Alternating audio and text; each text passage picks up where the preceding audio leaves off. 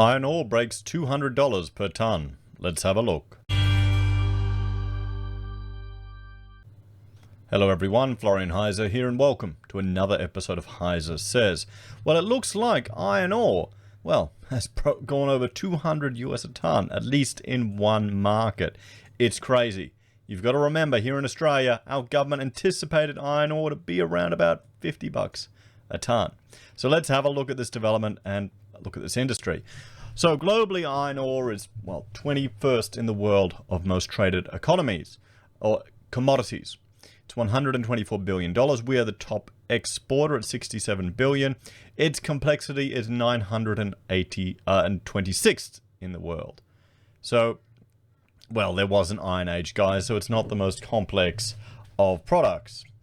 Now we can see here we're the biggest exporters, followed by Brazil. Brazil's capacity has dropped down because of a flooding, and it's starting to ramp back up again.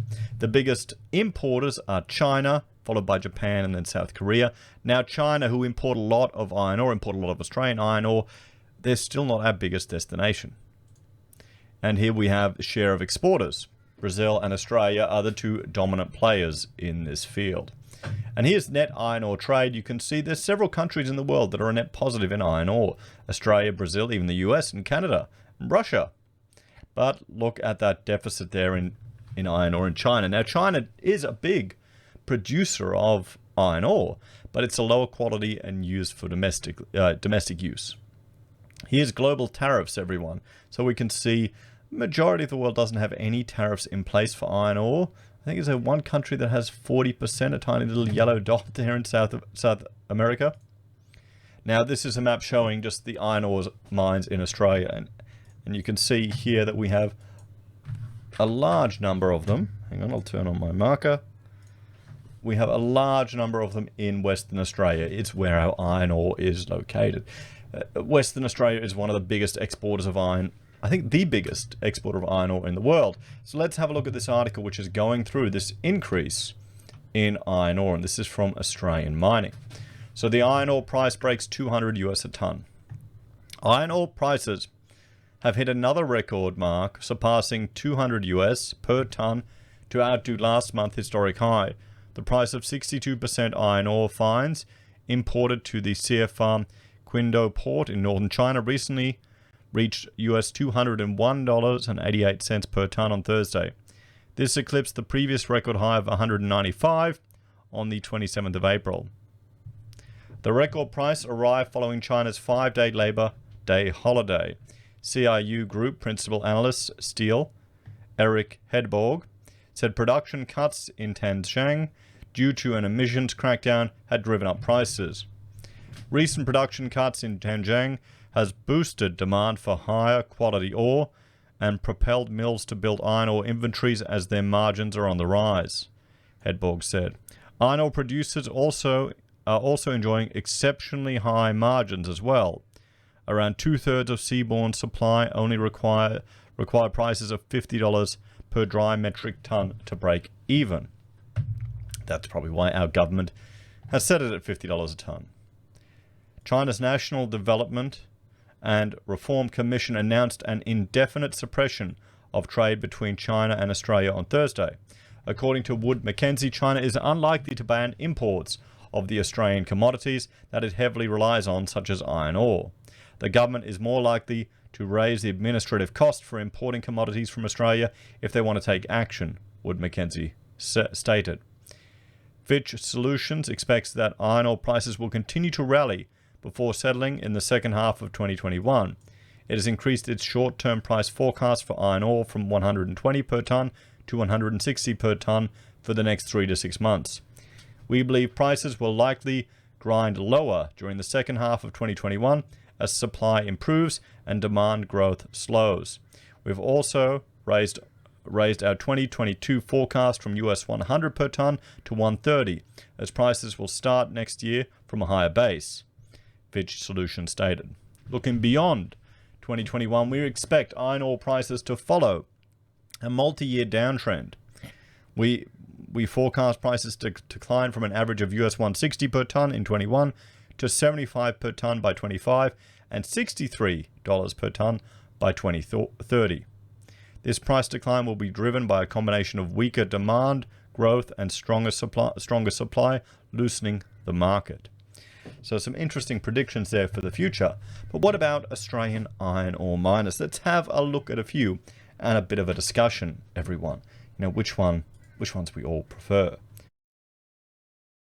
So this is an article from NS Energy, and they rated the top five iron ore mining companies in Australia: Rio, BHP, FGM, Fortescue, Itcho, and Hancock Prospecting. And I thought we'd have a look at each one just to see and probably share a little bit about it. So first one is Rio Tinto, and they've got, I'm just looking here, 327.4 million tons of iron ore they shipped in 2019. So a big player of it. Their dividend, we can see here, the yield is 4.83%, $127.11. So heading up. Let us know in the comments if you're a Rio fan. The technicals from Trading View is strong buy. BHP Group, their dividend yield is 4.12, and they had 270 million tons of iron ore in 2019. We can see $50 for some BHP shares. And again, they're a buy for the summary, strong buy for the moving averages, and the oscillators are saying neutral according to the Trading View. Fortescue Metals, FGM, and they were 170 million tons of iron ore, $22.97, and their dividend yield 10.75%. That looks very juicy right there, guys. What do you reckon? Do you think Fortescue is a buy? But then again, how accurate are these predictions for the next 5 years? And of course, you know, buy, strong buy, neutral. Now, Itchu, I'm probably pronouncing that wrong, Mineral and Energy of Australia. Now, it's a 100% owned subsidiary of the Japanese Itchu Corporation in Tokyo, and a top global general trading company. And I'm just trying to see how much iron ore they brought. 280 million tons were estimated in 2019. And this is the Japanese, I don't know why that says lunch break there, but maybe it is a lunch break. It's just over 1 day. Okay, I've had a 1 day data here, but you can see here they're 3,506 Japanese yen and 2.47% dividend yield. Let me know if you invest in any Japanese shares, everyone.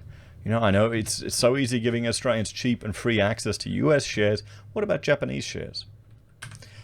And you can see here buy, strong buy, and neutral. Now, the last one I want to look at is Hancock Prospecting. Now, the reason, it's Gina Reinhardt's company. Now, the reason I wanted to bring this up, it's not publicly listed, but one of their biggest projects, because you get people that are jealous of the Reinhardts, jealous of these big mining companies, international, saying we need to tax them, take away opportunities, destroy big business, because they don't believe in trickle-down economics. Now, Roy Hill, biggest iron ore mine in Australia. Now, I made money off Roy Hill. We worked on some tender submissions for some of the teams that were proposing to put a package together for Roy Hill. Everyone, we didn't win that one. But, you know, you win some, you lose some. So it trickled down from the big billionaires all the way down to little suburban and Brisbane architect Florian here, where then I can go spend the money on my steins and beard wax. So it shows you how the trickle-down effect works, everyone. You just need to position yourself in different industries and have the skills to take advantage of it. Or is that too harsh for some people to realize? So there's 5 companies, everyone. 3 you could easily invest in. 1 you need to invest in Japan, and the other where, well, there's employment opportunities there for a lot of people. And so here's the question, the solutions and lessons. Have you invested in any of these iron ore companies? And is it something you would consider? Let us know your thoughts and opinions on that one in the comments down below. Thank you all for watching. Please like, share, and subscribe to the channel. If you're a fan and enjoy the content I create here, there are a few ways you can support us. You can join us on YouTube or Patreon. You can support us using our affiliate links at Amazon, eBay, Independent Reserve, or AussieBroadband. Take care, everyone. Have a great day, and I'll see you next time. Bye for now.